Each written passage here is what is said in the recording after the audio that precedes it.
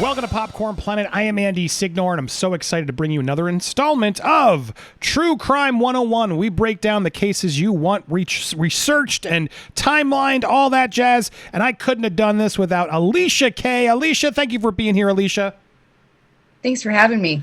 Alicia's like, I don't need to be on camera, but I need you on camera because you did so much fantastic research on this case of Summer Wells, which we're going to break down. I know the audience has been just clamoring for us to get down and give you guys a timeline of this case, and I'm so happy to do it. But I just want you guys to understand we're going to put this full timeline out for you guys to enjoy in the description as well. So as we're going to go through, we're going to give you sort of a recap of everything that's going through. Alicia compiled so much information that I'm going to break down and give you sort of the best of sort of information that we have out there, because this case is still unsolved. This is a 5-year-old girl, Summer Wells, that's been missing since June of this year.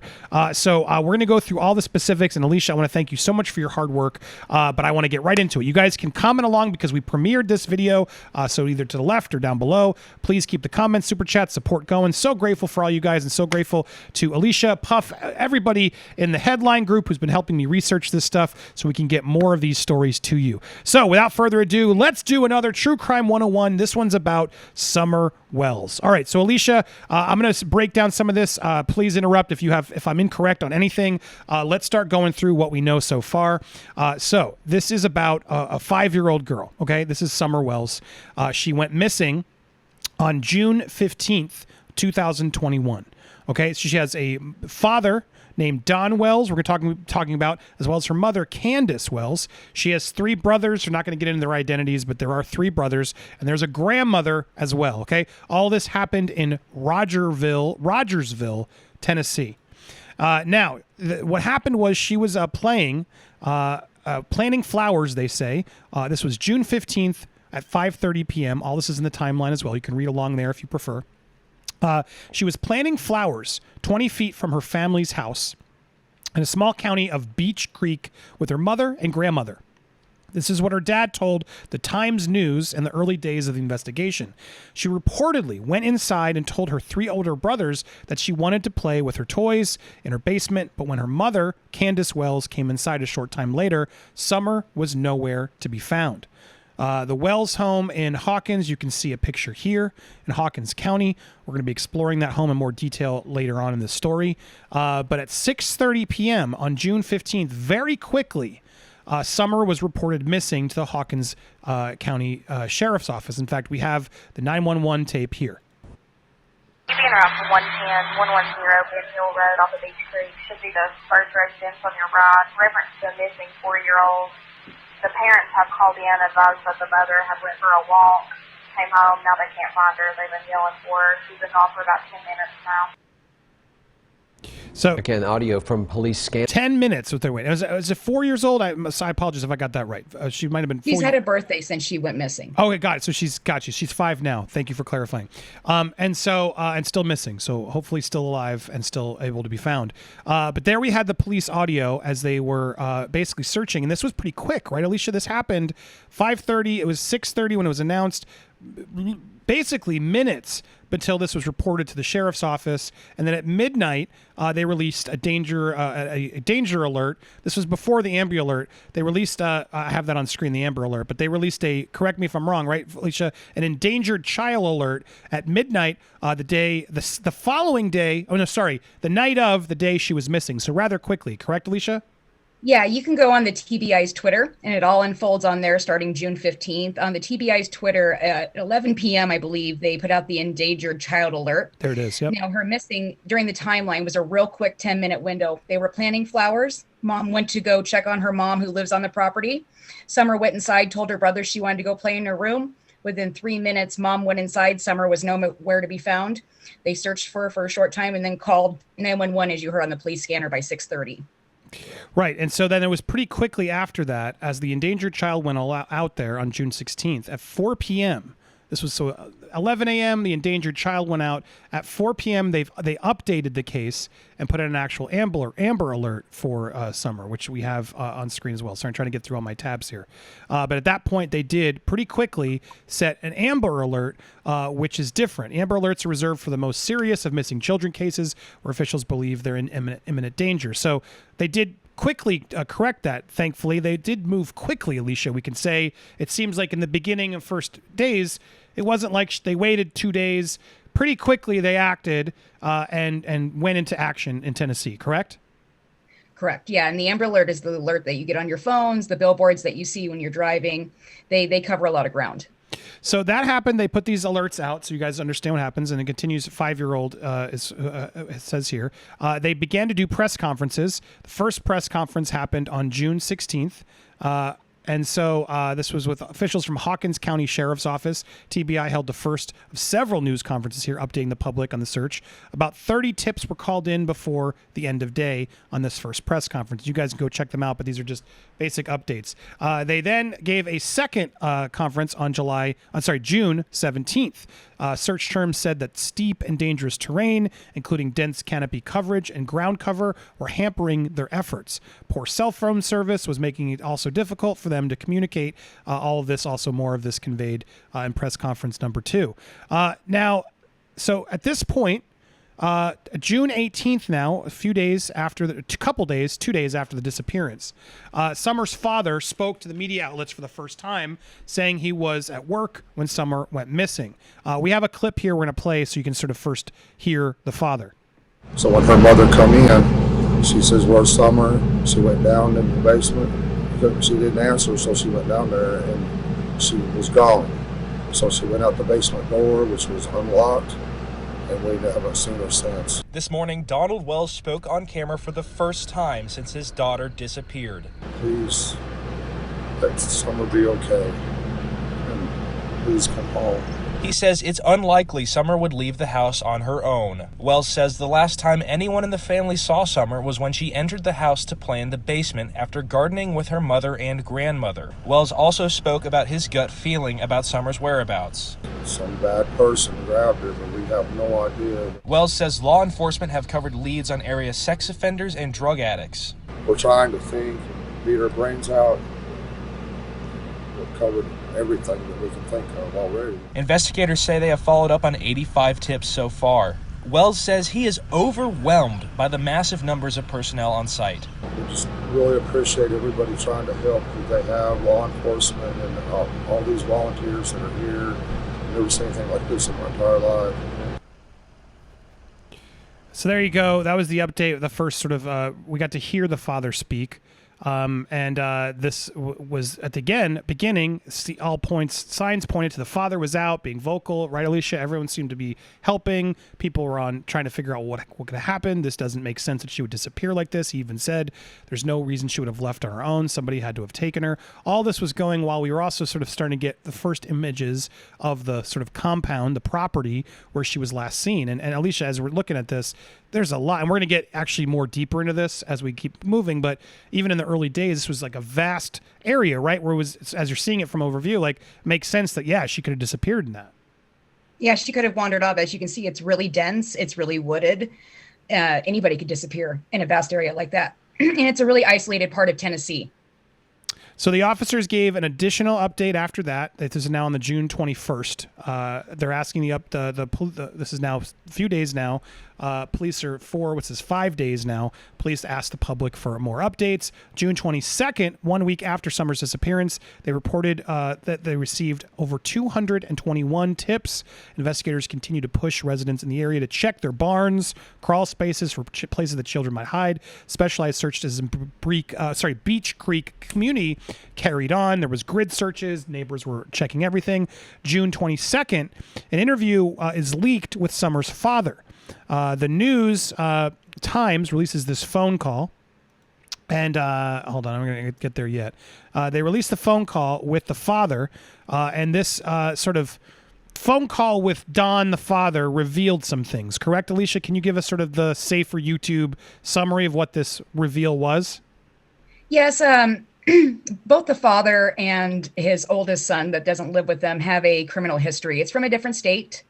And it just kind of went over their criminal histories. I don't think they're relevant to the case, but they have some DV and just some, the usual criminal background, nothing that seemed relevant.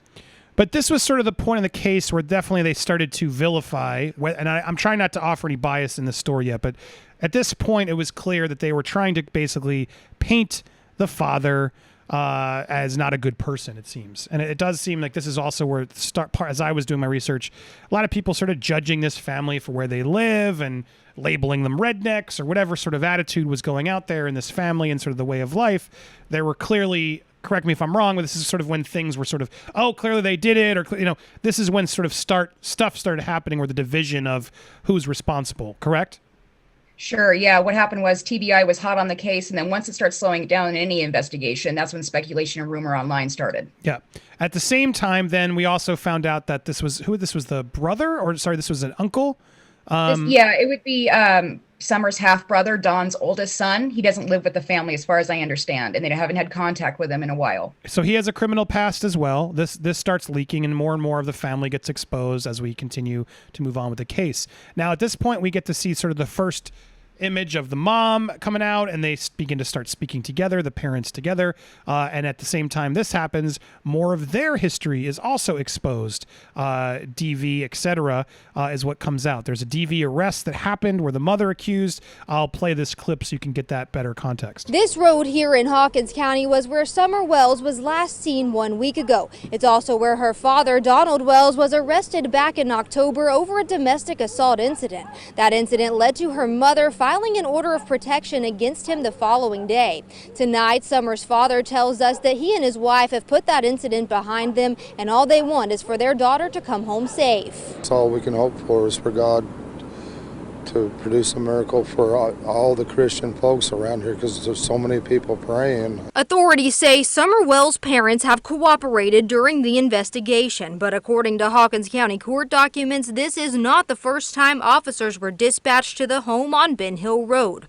They were there on October 14th for a domestic assault. Summer's mom, Candus Bly, told officers Donald Wells came home drunk and saw someone else in the house and believed that Bly was cheating on him. I was in Utah, so she was thinking one thing and I was thinking another, but once we got to talk and figured things out, we smoothed it all out. I mean, it's just we weren't on the same page, a lack of communication. The following day, Bly filed an order of protection against Wells. In the order, she says Wells drinks and throws things and that he was mentally and physically abusive. She said, quote, "I am afraid for my children and myself." Because we were fighting, of course, people are going to tell the police whatever to get their way. We've worked it out. She's apologized to me. 4 days later, Bly asked for the charges to be dismissed. Wells pleaded guilty to possession of a handgun while under the influence and turned the weapon over to the sheriff's office. The domestic assault charges and unlawful possession of a handgun were dismissed. So important here these were all dismissed is really the most important thing to learn about this, but the media loves to jump on and, vilify and create these narratives. As you said, the leads are slowing. At this point, the media is trying to do their best to sort of, well, is he a suspect? Let's see what we can do. We've dug up his past. And clearly, in a lot of small towns like this, that's not uncommon to have sort of these moments. Police are called. Were there charges? No. That's, I think, the most important thing to take away. Anything else to add on that, Alicia? No, like you said, charges were dropped and it didn't seem super relevant. I mean, all relationships have squirrels, and it just seemed like maybe they had too much to drink one night and that was it, and it was dropped. It didn't seem relevant to Summer's disappearance to me. So he was out there handling that in the press. At the same time, investigators on the 23rd, the next day, set up a roadblock asking drivers if they noticed anything unusual the day of the disappearance. Father is now, there's another gun arrest under the influence. They're really coming for the father at this point. And the media is definitely ready and willing to keep sort of proving as the days progressed that the dad was in all these troubles. June 25th, the grandmother and mother of Summer gives a statement to the police, which I believe we have here. Here's the grandmother's quotes through the reporter. In a statement, Summer's mom, Candus Wells, told me she knows Summer would never leave her home alone. Summer's grandmother, Candace Hera, told me in a statement, quote, "Bring my grandbaby home. She is a lovely baby and we're so thankful for everyone looking for her. We yelled and looked for her as much as we could. She was just gone. It's devastating." The Wells family told me today that they don't want to go on camera because they don't want to give any more reason for people on social media to spew negativity at them. And they tell me that they are getting quite a bit of negativity right now. as happens in these cases. So that is where things sort of started to progress. We then get some more testimonies. Typically, in an investigation like this one, we have some idea of where the case is headed and what might have happened within a few days. In this situation, despite doing everything within our power and exploring all avenues, the circumstances leading to Summer's disappearance remain unclear. So at this point, Alicia, this is now we're talking June 25th. They still really have no intel, no insight. At this point as well, there's a Toyota pickup truck that comes forward. A witness saw this leave in the late afternoon around the dates of the appearance. They tried to find information as to anyone who would have what is this car? It's a 1998 2000 maroon red Toyota Tacoma with a ladder, etc. But this never comes back into play. But this was just little bits and pieces that people were running with at the time. So this is where we were. This was all that was happening. And then 2 weeks later, officials announced that they're scaling back search operations. They're saying, well, we're instead of adding more, well, there's nothing we can do. I guess we're not going to look that much harder.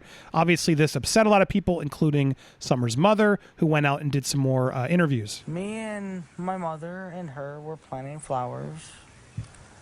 And we went in after we got done washing our hands, and she got a piece of candy from Grandma, and she wanted to go back over and see her brothers. And I said, okay, and I walked her all the way over to the porch, and I watched her walk into the kitchen where the boys were watching TV. And I told the boys, I said, watch Summer, I'll be back. And within 2 minutes I came back, and I asked the boys where their sister was, and they said, she went downstairs, Mom, to play with her toys in the playroom. I said, okay.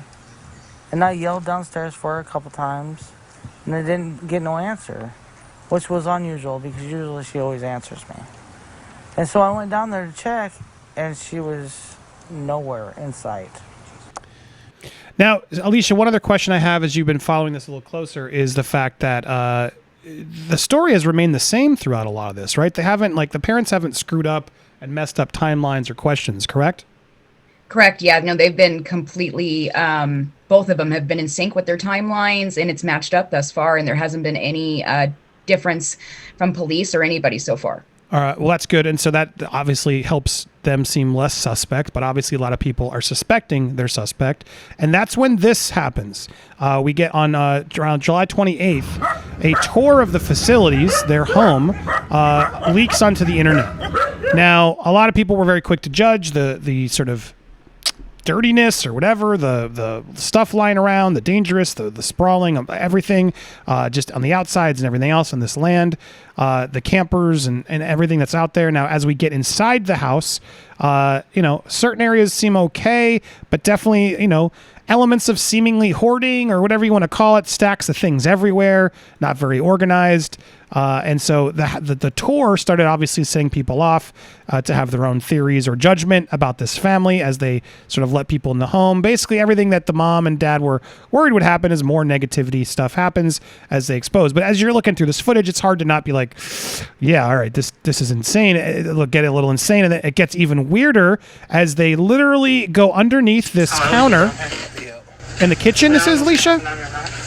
Yep, this is the kitchen table. Tiny to get in there? No, you should. Can we come in from the other side? Well, we can, but it make more sense if you went this way. Okay, I'll follow you. Oh, man. Good grief, No, with my 6-foot hubs, if we can fit down here, you can. Huh? So they're crawling under this desk I know if he can fit, you can. This? into this weird, Oh, my gosh. secret room. Way to go. This is my husband's room. Okay. And over here, well, it's a mess again. That's all right. But this is where Summer and little Waylon was, because Waylon's only 9. Okay. And they stay down here. And these are all her toys, all her Paw Patrol, all her... So as you can tell, it's not the best bedroom. I hate to judge and be, mean, but yeah, it's it's hard to tell. It's so the footage is so blurry too, but it doesn't even really look like there's a proper bed. It's just weird almost like an abandoned house is what this feels like, Alicia, as you're looking at it, except for they have a big TV and cable that they have and these weird shelves. But, some Paw Patrol toys and stuff is what she keeps referring to, which apparently she was obsessed with. Even the mom's like, oh, yes, I've been collecting those. But again, the living quarters, not seemingly the best living quarters for this family. Alicia, you got similar vibes. Right, yeah. But it's typical for people that live out there. They live really far from town or city, so you have to do things on your own out there. I mean, you usually don't have a neighborhood with a nice contractor that can come over and help you fix stuff. So they're kind of on their own, and when you're on the outskirts like that, typically things get dirty. So after a while, you get tired of picking up repetitively. So I did get some vibes from other people that saw this, that the conditions of the home reflected their parenting styles. Right. Well, fair or not, that's clearly what began to happen. And I can say, it's easy when you live like this. You're right. It's just a different way of life, right or wrong. When you start living around dirty, and you get used to it, it doesn't seem dirty, right? And that's the problem of a lot of this. It just builds up, and that's what happens. And so, did that mean that the parenting style was wrong? Not necessarily, but I understand why there was quick to judgment on this as you're going through the property and everything else. And so that's a lot of judgment sort of came as this happened. So then we moved forward after this was revealed. They did some more interviews as well, and then. 3 days later, the media figures out that Summer's Aunt Rose, Candus's sister, has also been missing for 12 years. Completely unsolved. No investigation was done. But a missing person, missing since August 2009 from St. Croix Falls, Wisconsin. This obviously sent all the true crime nuts going crazy, thinking that there was a lot of connections, which no one said there were. I mean, when I was reading the story and Alicia was filming in, I thought it was a little sooner, and I was like, whoa, wait, what? That's weird. But we realized it was 12 years later, it does seem a little weird to connect to this. And obviously the media and everyone said there's no evidence to link these two disappearances with their aunt. But obviously that made this case even more appealing for a lot of other people that were following it. But you agree, Alicia, or do you not, that there was any connection here? Do you believe there could be a connection to these two cases? Well, TBI's done an investigation, and they're saying that there's no connection between the two. I'm sure there's suspicious circumstances, but I think it's more of coincidence. And then they're also ruling this not necessarily a criminal missing persons case. She's a missing persons case on her own accord. I haven't found much online about the case. It seems like maybe she kind of left on her own. She's an adult, and not much investigation was done. Got it. All right. Well, so then they more interviews since things start happening. Since Aunt Rose goes missing, people try to connect the two. The sheriff tells they have not received any solid leads.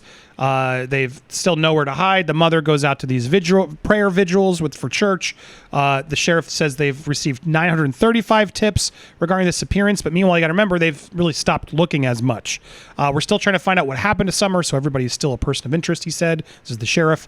On the same day, in an interview with the Times, Summer's father expressed little hope that she was still alive. He also confirmed he and his wife and mother-in-law had all passed lie detector tests early in the days of the investigation. On July 13th, Shelley Smithery, an assistant special agent in charge with TBI, said investigators typically have a credible lead or tip to go off of within a couple days of a child disappearing. However, in this case, that was not there wasn't. There was no part for the law enforcement or in case the public to sort of really investigate properly. She said, we will continue to investigate and to search for Summer in the public's eyes. There may not be as much media attention given to this case, but that does not mean that we stop doing what we're doing. And that's when all these vigils and stuff happened to try and keep hope alive for the search of Summer. And so on July 16th, her teacher does speak out, who we had here. This teacher from church, I guess, speaks out and speaks kindly, right, Alicia? Says, she was a good kid.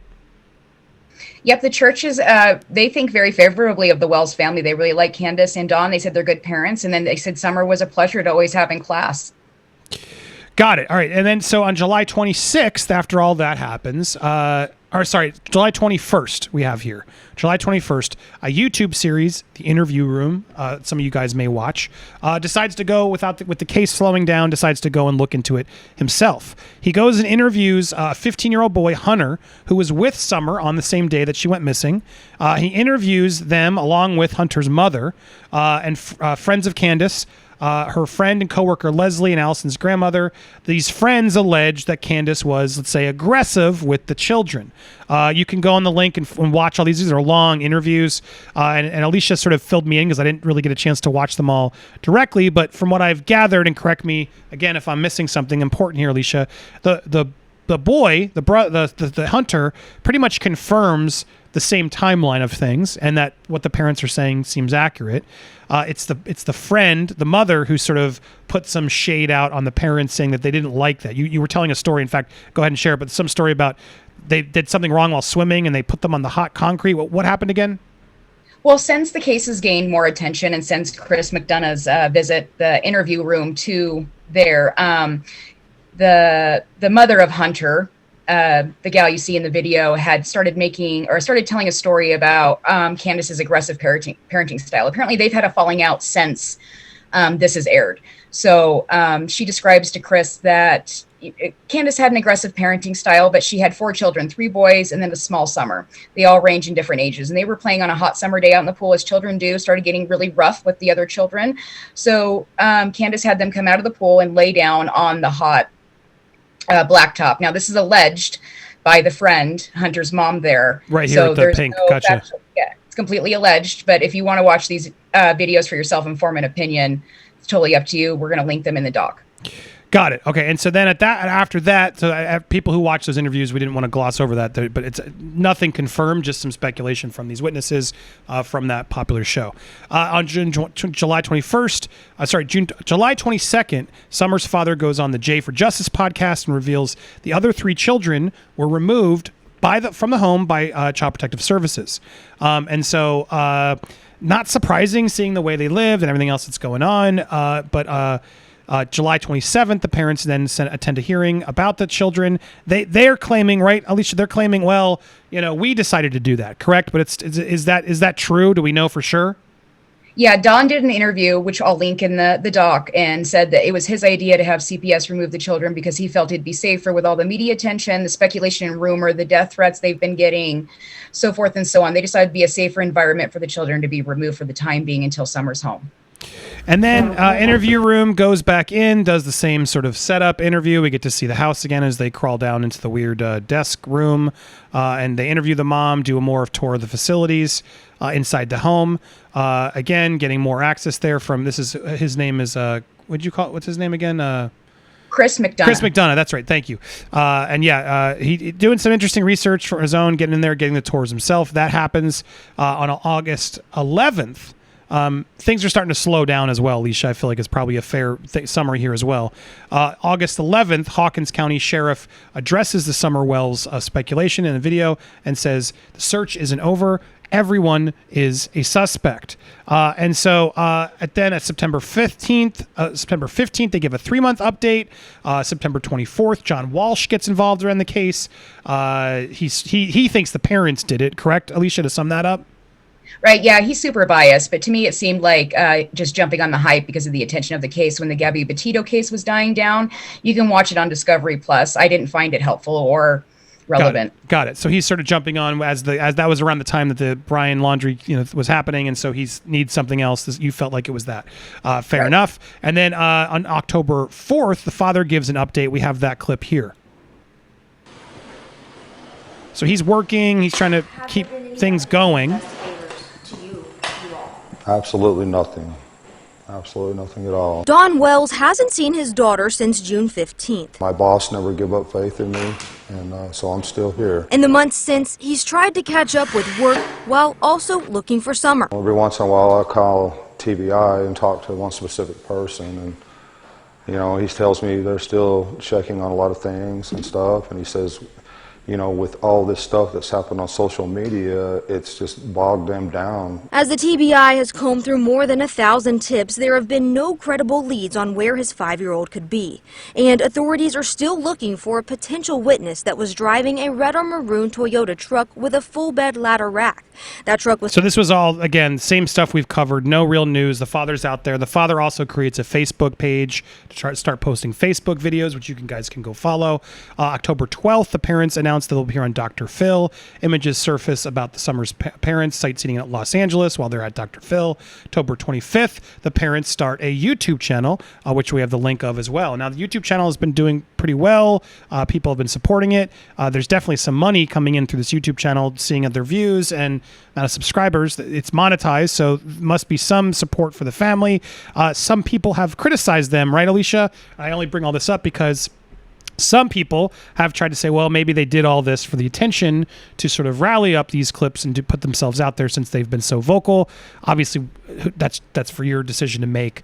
But you feel pretty confident that they've been out there telling the same story. But there is a theory, correct, from some that they could be doing this for the attention or for the media. Right. Yeah. Since the case has gone stagnant, I mean, it's been pretty much left up to the Wells family to keep this relevant in the press. So I understand what they're doing with the Facebook and the YouTube and so forth. I mean, it's literally left up to them. So there's been a lot of criticism, though, that they're trying to either get famous from it or capitalize off of it. And I'm not seeing it like that. I'm seeing as them, two parents just trying to keep hope alive, because so far, as you can see, it'll all be in the doc, that their timelines, every interview, everything is completely matched up. And then, so on October 30th, that's when Summer's father is arrested for DUI. And we have... initially arrested Saturday on several charges, including driving under the influence. So again, this is sad, especially just because he's not finding his daughter. You can take this as you will, but I see this more of just like a distraught, depressed father. Nothing's happening. And so this, of course, spun to vilify him further, as take this as you will. Some people will vilify, some people won't. And so he's arrested not once, but twice. He's arrested during the hearing, right, Alicia? He's arrested during the hearing for possession. And so just not a good look, not a good day for Don Wells in the court, as he's arrested twice. And then at November 8th, the father talks about the arrest. November 10th, they issue a search warrant for potential evidence. November 10th, it's announced that Summer's parents will appear on Dr. Phil, the 2-part episode special. They taped it prior, but this is now when they were going to air it, correct? November 11th, there's more. On November 11th, Don Wells talks to local news since his arrest and explains things. November 11th, this also happens. And this, I want to put this out because, well, you be the judge.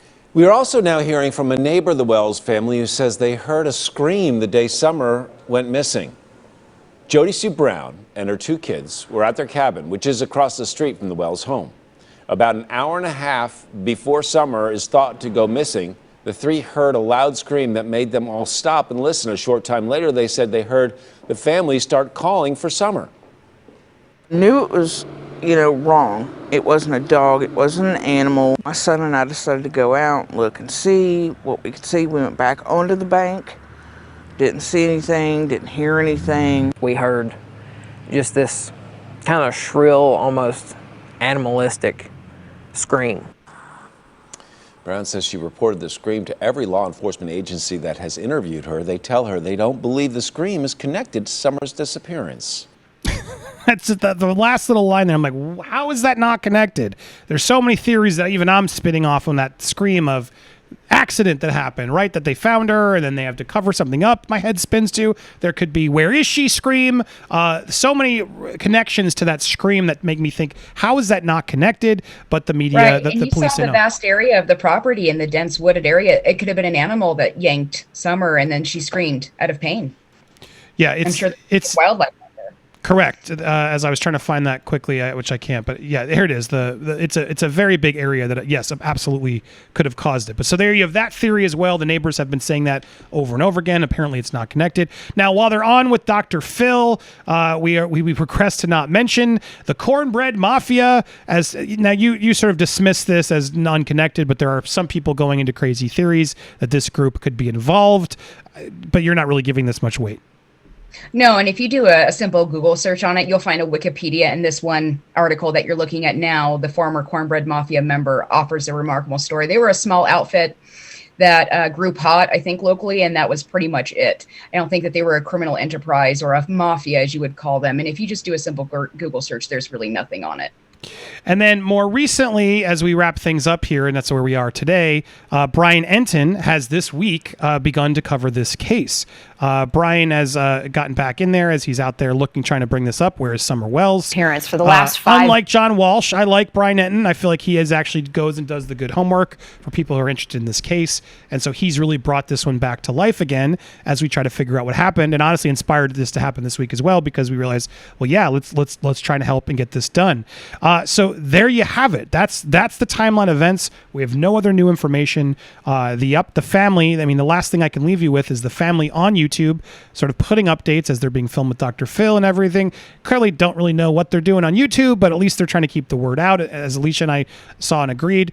So, can follow the Don Wells family official to see what's going on there. As for theories of my own, as now I've take the bias away, non-bias away, to sort of share my thoughts and what I've gathered and everything I've seen. Yeah, I don't know. There would have been dogs barking at that property. I've seen some other people say that, and I agree wholeheartedly. If someone had come in to take them, to me, this is an accident gone wrong, or someone they knew came into this place. There's either some sort of cover up or something they're not telling us. To me, feels like a potential, or just an accident went wrong. Do I feel like I don't know how involved they are. I don't know, or someone involved is covering up. It doesn't feel like to me, Alicia, one person could have done that and then the rest would play dumb. Like that would feel like that would have to be a full family cover up, which I'm not putting away as a potential possibility. I do think it's possible. It's weird that someone out of nowhere would have just come out at that time in that house in the middle of nowhere. It doesn't make a lot of sense to me, and I don't see any other evidence as to why that would have happened. It makes a whole lot more sense that something happened, accidents happen, and they sort of spawn a story, realizing they could get the attention, seeing how the Gabby and other cases were out there in the world. That to me feels like a potential possible theory that I would agree with. But Alicia, as we wrap up, any final theories or thoughts you want to leave with? Well, there's two. Well, first is if you're a parent like I am, you are, Andy, you got to put yourself in your position. How would you act? Is there a right way to grieve? So far, these parents have seemed like they're active, concerned, and they've been trying to keep hope alive. And then secondly, there was 3 other children present, 3 young boys that were there when Summer disappeared. They are now in CPS custody, and they've been away from their parents now for some time. I want to say probably more than a month. So you would think if any kind of accident or anything happened directly with Summer, how haven't they reported it yet, or accidentally said something, or how does 3 children have the exact same timelines matching up with their parents? Unless they didn't see it, right? If they were out of the loop and that something happened in the back in the woods and they've told the kids the same story, the kids would repeat the story. But you're right. Kids would lie. Kids would get caught in the lie. Kids would say something to spin it. So your instincts are totally right. I'm not saying it, but unless they didn't see it, that's what I'm wondering is, did the mom see something go south? Oh crap, we're going to go to jail. What's going to happen? Let's just cover this up and tell everybody what happened. To me, if I'm going to believe any theory, I do, but I'm with you. It doesn't seem like that. They are doing the right steps right into going out there, seemingly out there talking to the press, being open. But we've seen other people do that too. So I understand why there's some speculation on them. I don't know what else it could be. And it's a weird and then mystery. The mom reported her missing, really fast. It was within an hour when a third party, could actually identify Summer was alive and seen. And then within an hour of her going, within that hour that she went missing, her mom reported her missing within 40 minutes. So, with a cover up too, if something happened, an accident happened, you got to think of cleanup time or those type of things as well. So the mom reported her really fast missing. There was no, day, or in Casey Anthony's case, 30 days. Yeah, and the Tennessee wildlife, I don't think is as bad as it is in Florida. So even if she got lost in the woods, you'd think they would have been able to track her down if they had the resources. But looking at the news in Tennessee, they do not have the same news resources that Tampa here and other areas do. So small town, maybe they don't have the resources. Maybe she is just lost in the woods and we've yet to find her. It's a tragic story. I hope she's still okay. I hope there is something. Maybe there is some cover up that she's fine. As weird and terrible as that would be, as long as this little girl is okay, that's all I care about. So she's still missing. So I hope you guys will please keep your eyes peeled, your ears open as this story progresses. We will keep you updates as they happen. But our hearts go out to the Wells family in the meanwhile. I'm praying that Summer is okay, and I'm grateful for you guys for alerting us in this case so I could get more informed. And thank you so much to Alicia for doing all that fantastic work. Round of applause for all that. So grateful for her, Puff, and everybody else who's been stepping up to help us make sure we can get you guys more content while still doing the regular live streams and everything else. So I'm so grateful to all you guys in this chat, specifically to Alicia today. Thank you so much, Alicia. You did a great job on this. And if you guys like this and True Crime 101, tell us. Tell me and Alicia, do you want more of these? Suggest some cases down below that we can give you an update on. That way you guys can get looped in pretty quickly. Some of these are a little deeper and longer. This one took a little bit longer, but I think worth it. So thank you for all those bits and pieces. Again, we will put the whole document over in the description of the video. If you'd like to scroll through the Google Doc yourself to see what we got there, feel free to check it out. Alicia, any final words? Nope. It was a pleasure doing this for you guys. I'm happy we finally are going to get it out there. So excited as well. Thank you guys. Make sure if you haven't already, hit that subscribe button, hit the bell for all alerts. Thank you for watching this premiere. If you didn't watch the premiere, you can at least leave a comment down below after you smash that like button. And thank you guys so much for watching here on Popcorn Planet.